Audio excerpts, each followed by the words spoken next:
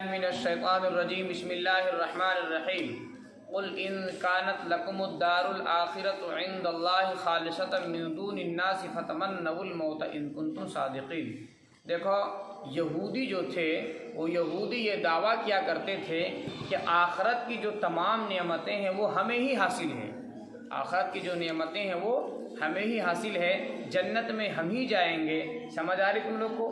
اللہ تبارک و تعالیٰ نے اس دعوے کو رد کر دیا، اللہ نے اس دعوے کو رد کر دیا، کہا کہ اگر آپ کہہ دیجئے، اللہ تبارک و تعالیٰ نے آپ صلی اللہ تعالیٰ علیہ وسلم سے فرمایا کہ آپ ان یہودیوں سے کہہ دیجئے کہ یہ جو تم دعویٰ کرتے ہو آخرت کی جو نعمتیں ہیں، جنت ہے، جنت کی جو نعمتیں ہیں وہ صرف ہمیں ہی ملیں گے، تو آپ ان سے کہہ دیجئے کہ اگر تم اپنے اس دعوے میں سچے ہو، اگر تم اس دعوے میں سچے ہو تو پھر موت کی تمنا کرو، موت کی تمنا کرو اگر تم اس دعوے میں سچے ہو۔ وہ لوگ ایسے ہیں کہ وہ کبھی بھی موت کی تمنا کریں گے ہی نہیں، وہ جان رہے ہیں کہ ہم ایک نمبر کے جھوٹے ہیں، وہ صرف جو ہے اوپر اوپر سے یعنی زبان سے صرف کیا کہتے ہیں کہ ہم سچے ہیں اور آخرت کی جو نعمتیں ہیں وہ ہمیں ہی حاصل ہے، جنت ہیں، جنت کی جو چیزیں ہیں وہ تمام کے تمام ہمیں ہی ملیں گے۔ اللہ تبارک و تعالیٰ نے اس چیز کو رد فرما دیا، کہا قل آپ کہہ دیجئے ان کانت اگر لکم الدار الآخرۃ تمہارے لیے ہے آخرت کا گھر، عند اللہ اللہ کے پاس، خالصتاً خالص، من دون اللہ لوگوں کے علاوہ، فتمنوا الموت اگر یہ بات ہے تو تم کیا کرو؟ موت کی تمنا کرو۔ بھائی ایسا ہے کہ کوئی بھی آدمی چاہتا ہے کہ ہم کیا ہے کہ مشکل والی زندگی کو چھوڑ کر کے آسان والی زندگی اختیار کریں، کون نہیں چاہتا ہے؟ سب کوئی چاہتا ہے۔ تو تم یہودی، اللہ تبارک و تعالیٰ نے آپ صلی اللہ علیہ وسلم سے کہا کہ یہودیوں سے آپ کہیے کہ اگر بات ایسا ہی جیسا وہ کہتے ہیں تو آخرت کی جو زندگی ہے، وہاں کی جو نعمتیں ہیں ان نعمتوں کو کچھ نہیں کیا، جنت میں ایسی ایسی نعمتیں دی جائیں گی کہ دنیا تو اس کے سامنے کچھ بھی نہیں ہے، دنیا تو اس کے سامنے کچھ بھی نہیں۔ اگر اپنے دعوے میں سچے ہو تو پھر تمنا کرو موت کی تمنا کرو۔ اللہ تبارک و تعالیٰ آگے خود کہتا ہے کہ یہ لوگ ہرگز کبھی بھی موت کی تمنا نہیں کریں گے اپنے گناہوں کی وجہ سے۔ یہ جانتے ہیں کہ یہ جو حرکتیں کی ہیں، جن گناہوں کو انہوں نے کیا ہے، اس گناہوں کی وجہ سے کبھی بھی موت کی تمنا نہیں کریں گے۔ اسی کو کہا کہ فتمنوا الموت، پس تم موت کی تمنا کرو، ان کنتم صادقین اگر تم سچے ہو۔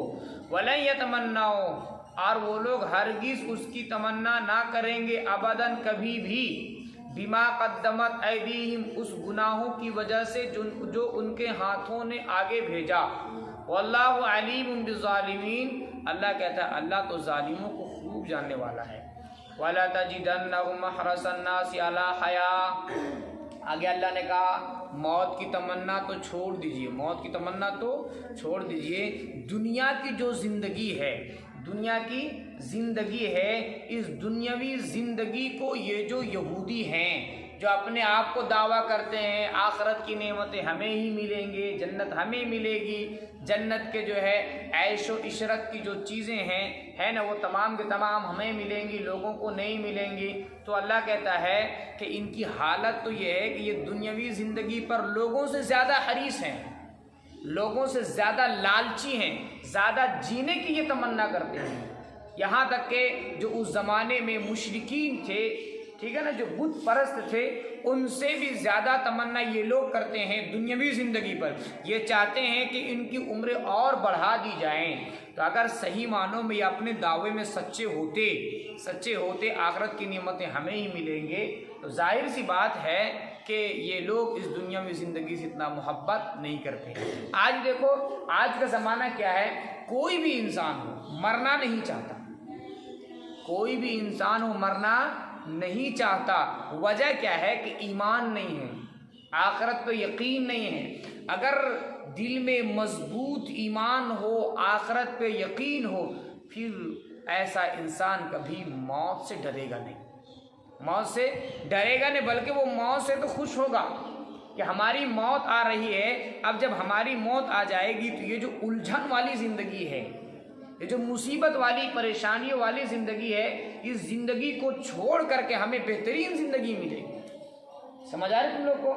اسی لیے جو اللہ والے ہوا کرتے تھے وہ موت سے کبھی نہیں گھبراتے تھے۔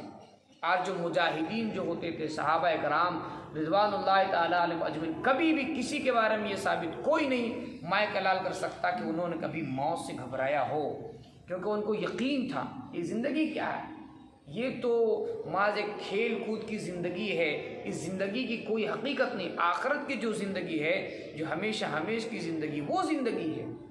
سمجھ آ رہے تم لوگ؟ وہاں نعمتوں سے بھرپور انسان کو نوازا جائے گا، اور پھر کسی چیز کی وہاں تکلیف نہیں ہوگی، انسان جو چاہے گا وہ اسے ملے گا۔ جب انسان جائے گا وہاں تب کہے گا یار ہم کس کے پیچھے دل لگائے تھے، یہ تو دنیا کی زندگی محض دھوکے کی زندگی ہے۔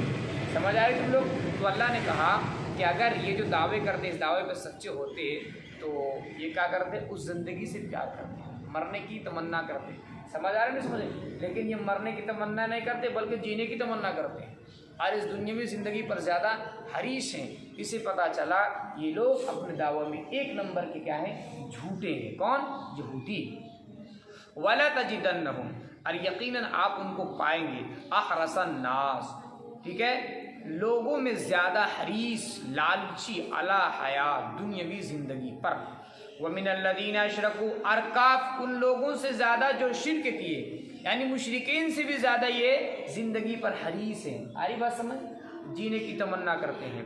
یَوَدُّ أَحَدُهُمْ، اگر ان میں سے کسی ایک کو ٹھیک دے دی جائے، اگر ان میں سے ہر نہیں، یَوَدُّ أَحَدُهُمْ، ان میں سے ہر ایک چاہتا ہے، یعنی یہودی کے بارے میں اللہ کہتا ہے یہودیوں کی حالت یہ ہے کہ ان میں سے ہر ایک چاہتا ہے لَوْ يُعَمَّرُ أَلْفَ سَنَةٍ، یہ کہ 1000 سال کی عمر دے دی جائے۔ ان کی حالت تو یہ ہے، یہ تو زبان سے دعویٰ کیا کرتے ہیں کہ آخرت کی نعمتیں ہمیں ملیں گے، اور حالت ان کی کیا ہے کہ یہ تمنا کرتے ہیں کہ ان کی عمریں بڑھا دی جائے، 1000 عمریں کر دی جائے۔ سمجھ آ رہے تم لوگ؟ تو جو آخرت سے محبت کرے گا اور جس کو یقین ہوگا کہ آخرت کی نعمتیں ہمیں ملیں گے، وہ اس طرح کی تمنا کرے گا۔ وہ تو سوچے گا جلدی ہماری موت آ جائے اور جلدی ہم جو ہے اپنے جو ملنے والی نعمتیں ہیں، سمجھ رہے سمجھ رہے، اس تک ہم بہت جلدی پہنچ جائے۔ آگے اللہ نے کہا وَمَا هُوَ بِمُزَحْزِحِهِ مِنَ الْعَذَابِ أَن يُعَمَّرَ، اور اگر فرض کر لو کہ اگر ان کو 1000 عمر بھی دے دیا جائے ان یہودیوں کو، پھر بھی 1000 عمر دیا جانا ان کو عذاب سے بچا نہیں سکتا، یہ یقیناً عذاب میں داخل ہوں گے۔ ٹھیک ہے نا جی؟ اسی کہا وَمَا هُوَ بِمُزَحْزِحِهِ مِنَ الْعَذَابِ أَن يُعَمَّرَ، اور ان کو بچانے والا نہیں ہے من العذاب، عذاب سے، ان يعمر، ٹھیک ہے، عمر دیا جانا۔ واللہ بصیر بما یعملون، اور اللہ باخبر ہے اس سے جو وہ کرتے ہیں۔ قل من كان عدوا لجبريل فإنه نزله على قلبك بإذن الله مصدقا لما بين يديه وهدى وبشرى للمؤمنين۔ ہاں، وہ یہودی تھے، یہودی یہ کہا کرتے تھے کہ اللہ کے نبی پاک صلی اللہ تعالیٰ علیہ وسلم پر جو فرشتہ وحی لے کر آتا ہے وہ جبریل امین ہے۔ کون ہے؟ جبریل امین۔ اور جبریل امین ایسا فرشتہ ہے کہ بنی اسرائیل میں کئی عذاب کو لے کر آیا ہے، کئی عذاب کو لے کر آیا، اس لیے یہ تو ہمارا دشمن ہے، یہ تو ہمارا دشمن ہے، ہم اس کی بات کو نہیں مانیں گے۔ ہاں، اگر ان کی جگہ پر میکائیل آتے، میکائیل اچھے ہیں، میکائیل اچھے ہیں، وہ پانی برساتے ہیں اللہ کی رحمت کو، ان کی بات کو مان لیتے، ان کی باتوں کو مان لیتے، لیکن لانے والا فرشتہ وہ ہے جس نے ہماری قوموں کے اوپر عذاب کو نازل فرمایا ہے، اس لیے ہم جو ہے وہ اس فرشتے کے لائے ہوا جو قرآن ہے، لایا ہوا جو دین ہے اللہ کے نبی پاک صلی اللہ تعالیٰ علیہ وسلم پر، چونکہ لانے والے تو جبریل امین ہی تھے، وہی کو لانے والے، ہم اس کی باتوں کو نہیں مانیں گے۔ اسی کو اللہ نے کہا قل، آپ کہہ دیجئے، من کان عدوا لجبریل، جو کوئی دشمن ہو جبریل کا، ٹھیک، فَإِنَّهُ نَزَّلَهُ، تو دیکھو تمہاری دشمنی تو جبریل سے ہے نا، تمہاری دشمنی تو جبریل سے ہے۔ جبریل الصلاۃ والسلام، اللہ نے کہا کہ آپ کہہ دیجئے کن سے؟ یہودیوں سے، کہ تمہاری دشمنی کس سے ہے؟ جبریل سے ہے، بھیجنے والا تو اللہ ہے نا۔ جبریل الصلاۃ والسلام محض تو لانے والے ہیں، آپ صلی اللہ تعالیٰ علیہ وسلم کے دل پر اتارنے والے۔ اس سے کیا ہوتا ہے؟ تم کو ایمان تو قرآن پر نہ لانا ہے، اور قرآن کس کتاب ہے؟ اللہ کی کتاب ہے۔ آگے اللہ تبارک و تعالیٰ نے کہا کہ آگے سنو کہ جو کوئی جبریل کا دشمن ہو، جو کوئی میرے فرشتوں کا دشمن ہو، سن لو وہ میرا بھی دشمن ہے، وہ میرا بھی دشمن ہے۔ کہا آپ کہہ دیجئے من کانا عدو لجبریل، جو کوئی دشمن ہو جبریل کا، فإنہ نزلہ، تو بے شک اس نے تو اس کو اتارا ہے، یعنی قرآن کریم کو علی قلبک، آپ کے دل پر، بإذن اللہ، اللہ کے حکم سے، محض تو وہ لانے والے ہیں، مصدقل، اللہ کے حکم سے، مصدقل، جو تصدیق کرنے والی ہے، لما، اس چیز کو جو ان کے سامنے ہے، یعنی ان کے سامنے جو کتابیں تھی، توریت، سمجھ آ رہی، اسی کو تصدیق کرنے والی ہے۔ جو باتیں اس کے اندر لکھی ہوئی تھی ان باتوں کو قرآن کریم نے انہی باتوں کو بیان فرمایا ہے۔ تو دیکھو اس کے اندر بھی اللہ کے نبی پاک صلی اللہ تعالیٰ علیہ وسلم کے نبی ہونے کے واضح دلیل ہے کہ توریت کو اللہ کے نبی پاک صلی اللہ تعالیٰ علیہ وسلم پڑھے لکھے نہیں تھے، ٹھیک، لیکن جو باتیں اس کے اندر موجود تھی، یا جن چیزوں کے اندر ان لوگوں نے ہیرا پھیری کیا، تبدیل کیا، ان تمام باتوں کو قرآن کریم نے بیان فرمایا کہ تم نے فلاں فلاں جگہ پر کیا کی، ہیرا پھیری کی۔ یہ باتیں اللہ کے نبی پاک صلی اللہ تعالیٰ علیہ وسلم کو معلوم کیسے ہوئی؟ اللہ کے نبی نے نہ کسی سے پڑھا نہ کسی سے سنا، اسے صاف پتہ چلتا ہے یہ تمام کی تمام باتیں اللہ تبارک و تعالیٰ نے ہی آپ صلی اللہ تعالیٰ علیہ وسلم کے قلب اطہر پر اتاری ہے۔ اسی کہا جو تصدیق کرنے والی، مصدقاً لما، اس کی، بین یدے، جو اس کے سامنے ہے، وہدن، اور راستہ دکھانا ہے، وبشرا، اور خوشخبری ہے، للمؤمنین، مومنین کے لیے۔ کہاں؟ قرآن کریم میں۔ من کان عدوا للہ، اور جو کوئی دشمن ہو اللہ کا، وملائکتہ، اور اس کے فرشتوں کا، ورسلہ، اور اس کے رسولوں کا، وجبریل، اور میکائیل کا، جبریل کا، ومیکائیل، ومیکائیل کا، فإن اللہ عدو للکافرین، اللہ نے صاف طور سے اعلان کر دیا، ٹھیک ہے، تو بے شک اللہ کافروں کا دشمن ہے۔ یعنی جو کوئی رسولوں کا انکار کیا وہ کافر ہو گیا، جو کوئی فرشتوں کا انکار کیا کافر ہو گیا۔ سمجھ آ رہی تم لوگ کو؟ تو جو کافر ہوا وہ گویا کس کا دشمن ہے؟ اللہ کا دشمن ہے۔ وَلَقَدْ أَنزَلْنَا إِلَيْكَ آيَاتٍ بَيِّنَاتٍ، اور یقیناً ہم نے اتارا آپ پر آیات بینات، واضح نشانیاں۔ وہ کہتے تھے کہ آپ اللہ کے نبی ہیں تو دلیل لائیے۔ کیا لائیے؟ دلیل لائیے۔ اللہ نے کہا ایک نہیں کئی دلیل ہم نے لایا، کئی دلیل ہم نے اتارا۔ اور سب سے پہلی بات یہ ہے کہ تم بات کرتے ہو قرآن کریم کی، تم تو ایسے خبیث النفس ہو کہ تم تو توریت جس پر تم دعوے کرتے ہو ہم ایمان رکھتے ہیں، تم اس کو تو صحیح سے نہیں مانتے ہو، اس پر تم صحیح طور سے عمل نہیں کرتے ہو۔ سمجھ آ رہے تم لوگ کو؟ تو قرآن پر تم کیا عمل کرو گے؟ قرآن کریم کے اندر تو ایک سے ایک دلائل اللہ تبارک و تعالیٰ نے واضح نشانیاں بیان فرمائی ہے۔ کن کے لیے؟ جن کے پاس عقل ہے۔ اب جن کے پاس عقل ہی نہیں ہے، جن کے پاس کھوپڑی نہیں ہے، جن کے پاس کھوپڑی ہے لیکن گودا ہی نہیں ہے، تو ان کا کیا علاج ہے؟ کوئی علاج ان کا نہیں ہے۔ اسی کا وَلَقَدْ أَنزَلْنَا، اور یقیناً ہم نے نازل کیا آپ پر آیات بینات، واضح نشانیاں، وَمَا يَكْفُرُ بِهَا، اب ان کو یعنی ان واضح نشانیوں کو انکار نہیں کرتا الا الفاسقون، مگر نافرمان۔ اب کلما عاہدوا عہدا نبذہ فریق منہم، کیا جب کبھی ان لوگوں نے وعدہ لیا، عہد کیا، نبذہ فریق منہم، تو ان میں سے فریق، ایک جماعت نے، نبذہ، اس کو ٹھکرایا۔ یعنی جب کبھی بھی بنی اسرائیل نے اللہ تبارک و تعالیٰ سے وعدہ لیا کہ ہم فلاں کام کریں گے، اس پر اٹل رہیں گے، کبھی اسے پھریں گے نہیں ہے، جب کبھی ان لوگوں نے وعدہ لیا تب ان میں سے ایک جماعت نے ٹھکرایا، جھٹلایا۔ سمجھ آ رہی بات؟ اس پر عمل نہیں کیا۔ اسی کو اللہ نے کہا بل اکثرهم لا یؤمنون، بلکہ ان لوگوں میں سے اکثر، کن لوگوں میں؟ یہودیوں میں اکثر تو ایسے ہیں لا یؤمنون، جو ایمان لاتے ہی نہیں۔ وَلَمَّا جَاءَهُمْ رَسُولٌ مِّنْ عِندِ اللَّهِ، آج جب ان کے پاس رسول آئے، من عند اللہ، اللہ کی جانب سے، مصدق لما، جو تصدیق کرنے والی ہے اس کی جو ان کے پاس ہے، نبذ فریق من الذین اوتوا الکتاب، تو ان لوگوں کی ایک جماعت نے جنہیں کتاب دی گئی، نبذ، کیا ہو گئے؟ انکار کر دیے۔ کیا کر دیے؟ انکار کر دیے۔ سمجھ آ رہی تم لوگ کو؟ کتاب اللہ کی کتاب کو وراء ظہورہم اپنے پیچھے کر لیے، کانہم لا یعلمون گویا کہ وہ جانتے ہی نہیں۔ یعنی اللہ کے نبی پاک صلی اللہ تعالیٰ علیہ وسلم کے اوپر قرآن کریم کو نازل کیا گیا، اور قرآن کریم پچھلی آیت میں بھی آیا کہ ایسی کتاب ہے جو اس کتاب کو تصدیق کرنے والی ہے جو ان کے سامنے ہے۔ لیکن ان لوگوں نے کیا کیا؟ ان لوگوں نے یہ کیا کہ ان کے اوپر جو کتاب نازل کی گئی تھی توریت، اللہ تبارک و تعالیٰ نے اسی کو بیان فرمایا کہ اس کتاب کو ہی پس پشت ڈال دیا۔ ان کتابوں کے اندر اللہ کے نبی پاک صلی اللہ تعالیٰ علیہ وسلم کے بارے میں تمام باتیں بیان کی گئی تھی کہ آخری جو نبی ہوں گے ان کی شکل و صورت اس طرح سے ہوگی، ان کا بال ایسا ہوگا، ان کا چہرہ ایسا ہوگا، سمجھ آ رہی تم لوگ کو، جسم جثہ کے اعتبار سے ایسے ہوں گے، کس خاندان میں پیدا ہوں گے، یعنی اتنی تفصیل بیان کی گئی تھی کہ وہ یہودی اپنے بیٹوں سے بھی زیادہ اللہ کے نبی پاک صلی اللہ تعالیٰ علیہ وسلم کو پہچانتے تھے۔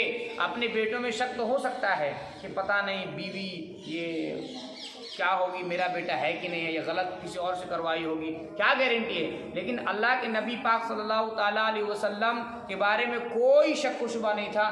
اپنے بیٹوں سے بھی زیادہ کن کو پہچانتے تھے؟ اللہ کے نبی کو۔ لیکن محض ہٹ دھرمی کی وجہ سے اور محض حسد کی وجہ سے ان لوگوں نے، یہودیوں نے، بنی اسرائیل نے اللہ کے نبی پاک صلی اللہ تعالیٰ علیہ وسلم کو جھٹلایا، اور ان کے اندر جو باتیں تھیں اس کو رد و بدل کر دیا، اس میں تحریف کر ڈالی۔ سمجھ آ رہی نہیں سمجھ آ رہی؟ اسی بات کو قرآن کریم نے کھول کر کے بیان فرما دیا کہ دیکھو تم لوگوں نے اس طرح سے تحریف کی ہے، اس طرح سے تم لوگوں نے رد و بدل کیا ہے۔ حالانکہ اللہ کے نبی کیا ہیں؟ وہ امی تھے، پڑھے لکھے نہیں تھے، ان کو نبوت ملنے سے پہلے کسی کتاب کو پڑھائی نہیں گئی تھی، کسی نے پڑھایا نہیں تھا، اور اس بات کو سارے مکے والے جانتے تھے، لیکن اس کے باوجود اس طرح کی باتوں کو بتلاتے تھے۔ سمجھ آ رہی نہیں سمجھ آ رہی؟ اس وقت تو اللہ کے نبی پاک صلی اللہ تعالیٰ علیہ وسلم صحیح طرح سے یہودیوں کو بھی نہیں جانتے تھے، اہل کتاب کو بھی نہیں جانتے تھے، سمجھ رہے ہیں؟ ان کے پاس کتابیں اس کو بھی نہیں جانتے تھے، لیکن اچانک جب نبی بنائے گئے تو ان تمام باتوں کو بتانے لگے۔ ان کے پاس فلاں کتاب ہے، فلاں کتاب ہے، فلاں نبی آئے، فلاں نبی آئے، فلاں کو فلاں کتابیں دی گئی، اس کے اندر اس طرح کی باتیں لکھی ہوئی تھی۔ ان لوگوں نے اس کتاب کے اندر اس طرح کی تحریف کی، اس طرح سے جو بائبل جو کتاب ہے، سمجھ رہے سمجھ وہ انہی لوگوں کی کتاب ہے، اس طرح سے رد و بدل کی، تحریف کی، ان تمام باتوں کو بتا دیا۔ تو یہ جو تمام باتیں بھی اللہ کے نبی پاک صلی اللہ تعالیٰ علیہ وسلم کے نبی ہونے کی واضح دلیل ہے۔ اسی کو فرمایا کہ جب ان کے پاس آیا رسول من عند اللہ، اللہ کی جانب سے، مصدق، جو تصدیق کرنے والی اس کی جو ان کے پاس ہے، نبذ فریق، تو ایک فریق نے جھٹلایا، ترجمہ کر لو یا یوں کہہ لو پھینک دیا، ٹھیک ہے، من الذین اوتوا الکتاب، ان لوگوں میں سے جن کو کتاب دی گئی، کتاب اللہ کے کتاب کو وراء ظہورہم اپنے پیچھے کر دیا، کأنہم لا یعلمون، یعنی ایسا کر دیا گویا کہ یہ جانتے ہی نہیں۔ سمجھ آ رہی؟ آگے وَاتَّبَعُوا مَا تَتْلُو الشَّيَاطِينُ عَلَىٰ مُلْكِ سُلَيْمَانَ، اور ان یہودیوں نے پیروی کی، ان لوگوں نے پیروی کی اس کی جو شیطان پڑھا کرتا تھا، علیٰ ملک سلیمان، حضرت سلیمان علیہ السلام کے بادشاہت کے وقت۔ دیکھو حضرت سلیمان علیہ السلام اللہ تبارک و تعالیٰ کے پاک پیغمبر تھے، چنانچہ اللہ تبارک و تعالیٰ نے حضرت سلیمان علیہ السلام کو یہ طاقت دی تھی کہ حضرت سلیمان علیہ السلام پرندوں کی بولی کو بھی سمجھتے تھے۔ اللہ تبارک و تعالیٰ نے حضرت سلیمان علیہ السلام کے لیے ایک تختہ عطا فرمایا تھا جس پر سلیمان علیہ السلام سوار ہو جایا کرتے تھے، اور وہ تختہ وہ جہاں چاہتے حضرت سلیمان علیہ السلام وہاں اڑا کر کے لے جایا کرتا تھا منٹوں میں۔ سمجھ آ رہی ہے؟ تم لوگوں نے سمجھ آ رہی ہے؟ ٹھیک ہے۔ تو سلیمان علیہ السلام ہی کے زمانے میں مفسرین نے لکھا ہے کہ کچھ شیطان تو ہمیشہ سے ہی انسان کا کھلا ہوا دشمن ہے، سمجھ رہے ہو؟ تو کچھ شیاطین جو ہے وہ اور کچھ لوگ مل کر کے یہ کہا کرتے تھے کہ دیکھو سلیمان علیہ السلام کو یہ طاقت حاصل ہے، چونکہ سلیمان علیہ السلام سب کی بولی سمجھتے تھے، پرندے ہو، چرند ہو، درند ہو، ہر ایک کی بولی سمجھتے تھے۔ سمجھ آ رہی؟ ہوا پر ان کو حکومت حاصل تھی، ٹھیک، وہ حکم دیتے ہوا ادھر سے گزر جاؤ تو ہوا چل جایا کرتا تھا، چل جایا کرتی تھی، ٹھیک ہے۔ تو یہ جو شیطان ہے وہ لوگوں کو بہکاتے تھے۔ یہ دیکھو وہ سلیمان علیہ السلام کو جو اتنی طاقت ملی ہے، یہ جادو کی طاقت ہے۔ کس کی طاقت ہے؟ یہ جادو کے بل بوتے جو ہے اس طرح سے کرتے ہیں، ان کی اتنی قوت حاصل ہے۔ اس لیے تم بھی ایسا کرو کہ تم بھی جادو سیکھو۔ لوگوں سے کہتے تھے تم بھی جادو سیکھو، سمجھ رہے ہو سمجھ رہے ہو؟ تو دیکھتے ہو سلیمان علیہ السلام کو کتنی طاقت ہے، اسی طرح سے تمہاری بھی طاقت ہو جائے گی۔ تو اس زمانے میں لوگ تھے جادو کو سیکھنا شروع کر دیا، ٹھیک ہے جی۔ اور بعض جو یہودی تھے، بعض جو بنی اسرائیل تھے، وہ ان کے پاس جو کتابیں تھیں اس میں انہوں نے رد و بدل کر دیا، اور اس میں انہوں نے یہ لکھ دیا کہ حضرت سلیمان علیہ السلام نعوذ باللہ آخری وقت میں کافر ہو گئے تھے، بتوں کی پوجا شروع کر دی تھی۔ اللہ تبارک و تعالیٰ نے قرآن کریم میں اعلان فرمایا کہ یہ تم لوگوں کا جھوٹے دعویٰ ہے، تم لوگوں نے اس کو کیا کیا ہے؟ تحریف کی، رد و بدل کیا ہے۔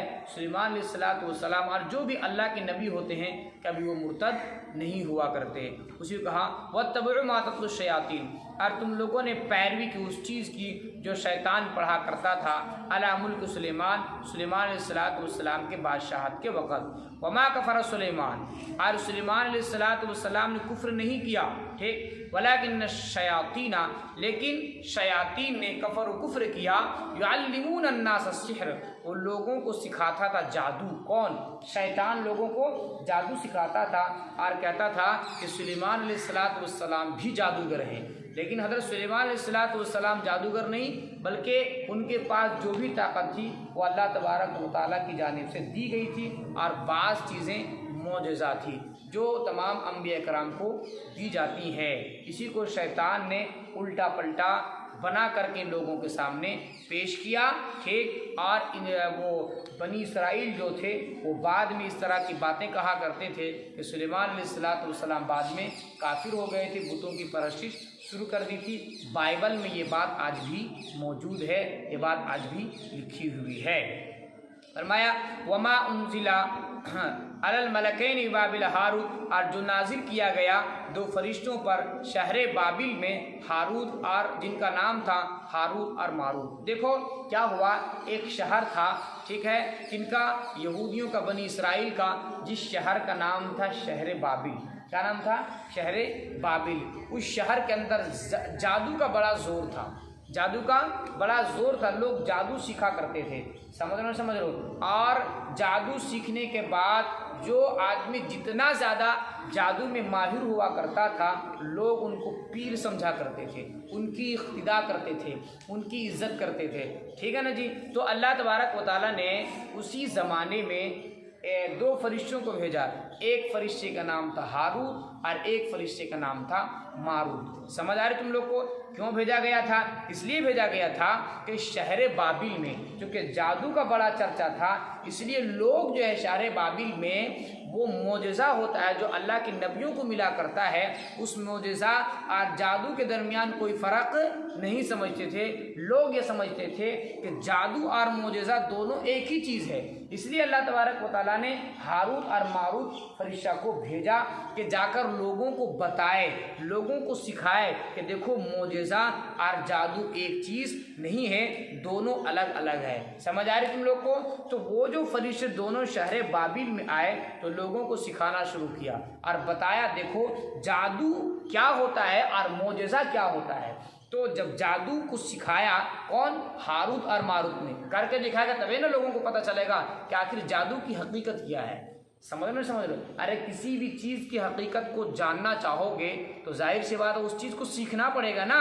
تو اسی چیز کو ان فرشتوں نے پہلے جادو کو سکھایا تاکہ تمہارے سامنے، ان کا مقصد کیا تھا کہ تمہارے سامنے جادو کی حقیقت ظاہر ہو جائے اور معجزہ کی حقیقت ظاہر ہو جائے، دونوں کے درمیان فرق کیا ہے یہ بھی پتہ چل جائے۔ سمجھ رہے ہو؟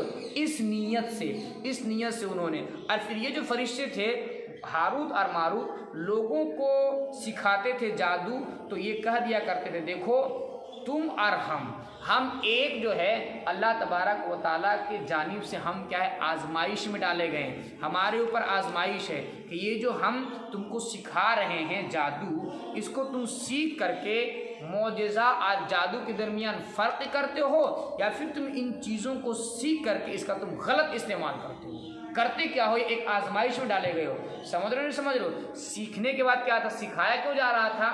سکھایا اس لیے جا رہا تھا کہ جادو اور معجزے کے درمیان فرق کیا ہے، اس فرق کو واضح کرنے کے لیے سکھایا جا رہا تھا. اچھی طرح سے پتہ چل جائے کہ جادو کی کوئی حقیقت نہیں ہے، یہ دنیا کے جو اسباب ہے اسی سے پیدا کی جاتی ہیں جادو کو، اور معجزہ جو ہوتا ہے وہ اللہ تبارک و تعالیٰ کے جانب سے ہوتا ہے. سمجھ رہے ہو نہیں سمجھ رہے ہو؟ تو اس زمانے کے جو لوگ تھے ان لوگوں نے جادو کو سیکھا، اور سیکھنے کے بعد تو پہلے نے کہا دیا تھا نا فرشتے نے کہ سیکھے ہو تو آزمائش ہے اللہ کی جانب سے کہ تم ان دونوں کے درمیان فرق کرتے ہو، ٹھیک ہے نا جی، کہ تم اس پر عمل کرنا شروع کر دیتے ہو. تو لوگوں نے کیا کر دیا؟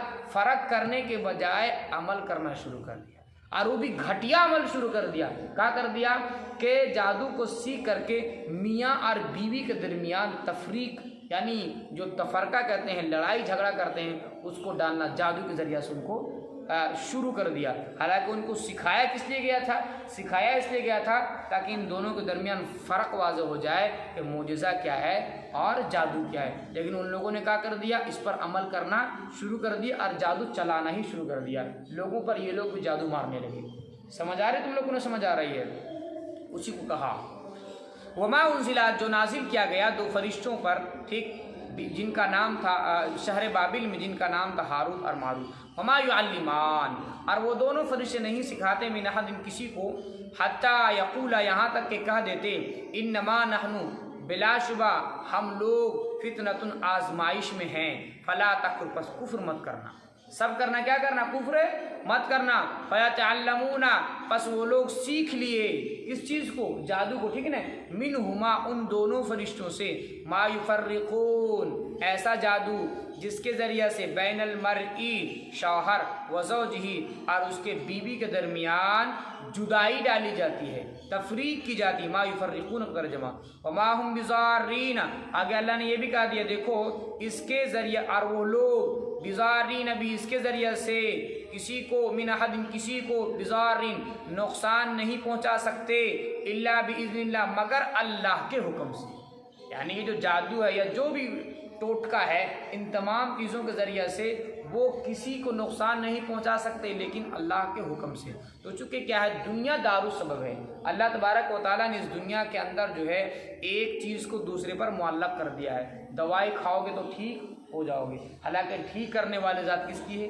اللہ کی. سب ہوتا کس کے؟ اللہ کے حکم سے.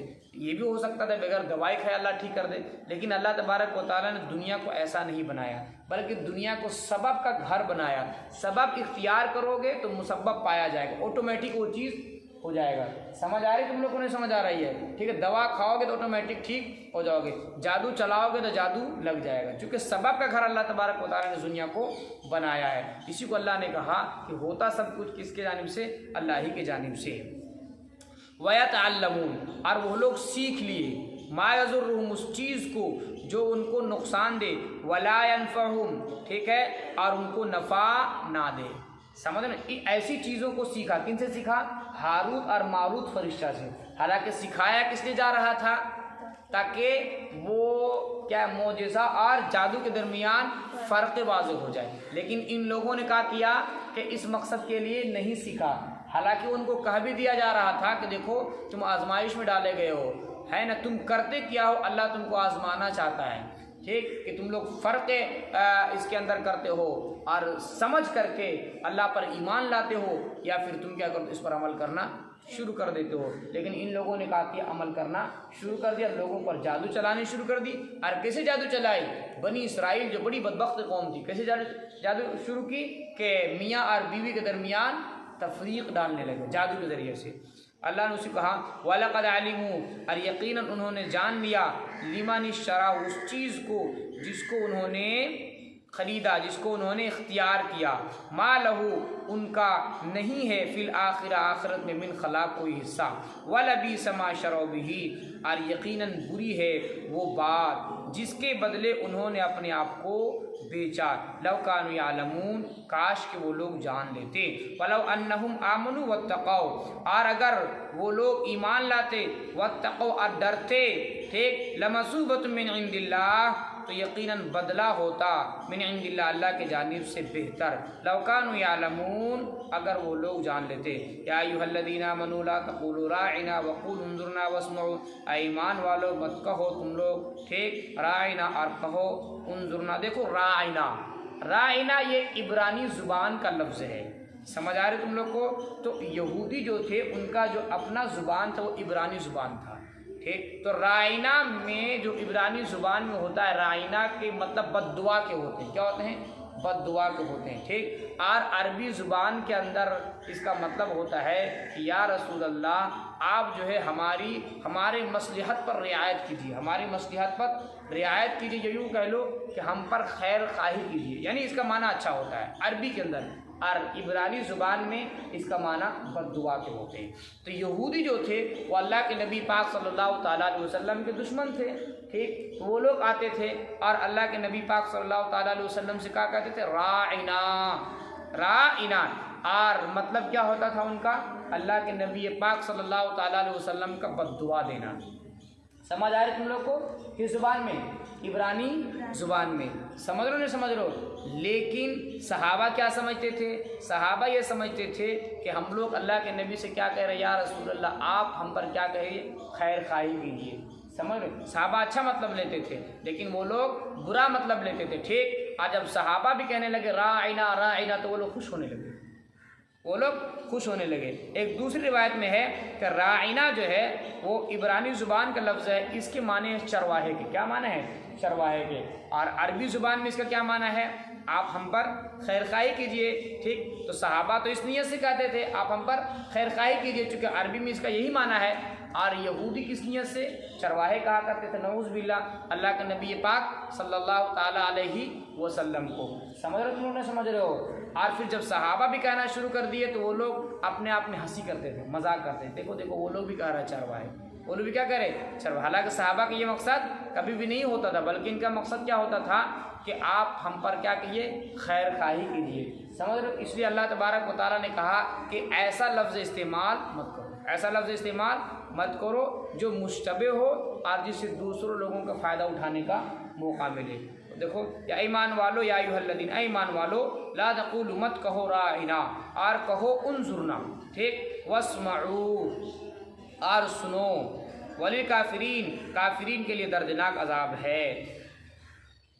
ما یود الذین کفروا من اہل الکتاب والمشرکین ان ینزل علیکم من خیر من ربکم، اور نہیں چاہتے وہ لوگ جنہوں نے کفر کیا اہل کتاب میں سے اور نہ مشرکین میں سے، ان ینزل علیکم، یہ کہ تم پر نازل کیا جائے، من خیر من ربکم، کوئی بھلائی تمہارے رب کی جانب سے، واللہ، اور اللہ خاص کرتا ہے، یختص خاص کرتا ہے، برحمتہ، اپنے رحمت سے جسے چاہتا ہے، واللہ ذو الفضل العظیم، اور اللہ تبارک و تعالی بڑا فضل والا ہے۔